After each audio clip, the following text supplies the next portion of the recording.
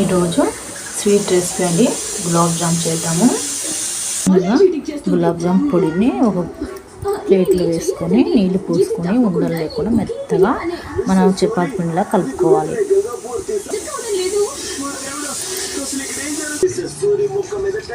ఈ విధంగా కలుపుకున్న పిండిని బాగా రౌండ్స్గా బాల్స్ లాగా చేసుకోవాలి.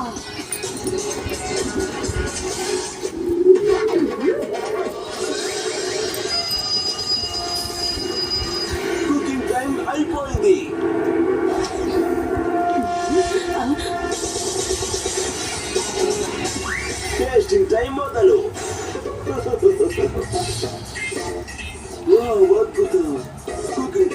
మీరేం చేశారు?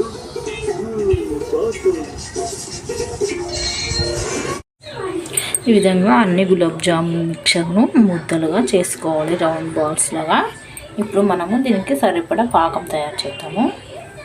పెట్టి దాంట్లో ముందుగా కొన్ని వాటర్ వేసుకుందాము. ఒక హాఫ్ గ్లాస్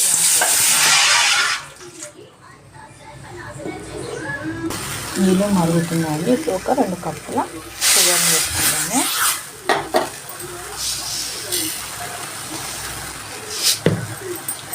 కప్పున్నర వేసుకుందాం. వేసుకొని బాగా కలుపుకోవాలి. చిక్కగా కలుపుకోండి.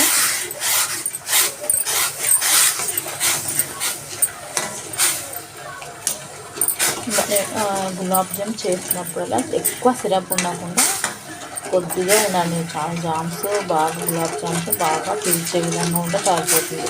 అప్పుడు చాలా టేస్టీగా ఉంటాయి. చాలా ఎక్కువ రోజులు ఒక 5 days అట్లా నిల్వ ఉంటాయండి. బాగా ఎక్కువ పాకం చేసుకున్నాం అనుకోండి, బాగా అవి మెత్తగా అయిపోయి బాగా ఉండవు, నిల్వ ఉండవు అన్నమాట. కరుగుతుందండి. కొద్దిగా బాగా కావాలి. దీంట్లో కొద్దిగా ఇలాకులను మిక్స్ చేసుకున్నామండి. కొద్దిగా వేసేసుకున్నామండి. ఇలాకుల పొడిని, ఇలాచి పొడిని వేసుకొని కలుపుకున్నాము. ఇంకా బాగా కలగాలండి. కరిగింది. ఇంకా కొంచెం చిక్కగా కావాలి పాకం. ఒక సైడ్ బాండి పెట్టుకొని మనము గులాబ్ జామును నేతిలో వేయించుకున్నామండి.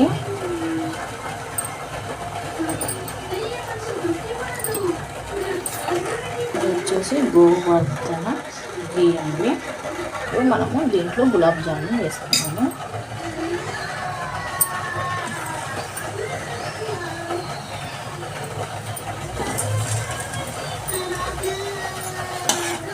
మనం దీన్ని డీప్ ఫ్రై చేసుకోవాలి.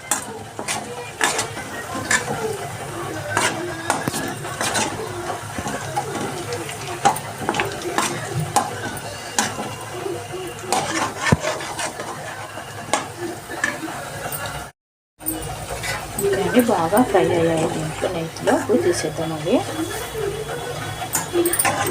ఇలాగా అన్నీ మనము ఫ్రై చేసుకోవాలండి. చూడండి, పాకము రెడీ అయిపోయింది. ఇప్పుడు తీసేద్దాము. ఇంకా పని చేద్దాము. అన్నీ ఫ్రై చేసుకోవాలండి. ఈ జామ్ చక్కెర పాకంలోకి కొద్దిగా బాదం కూడా వేసుకుందామండి. ఈ విధంగా అన్నీ ఫ్రై చేసుకోవాలి. ఇప్పుడు దాన్ని చక్కెర పాకం వేసేద్దాము. పచ్చగా దంచిన బాదం పలుకులండి.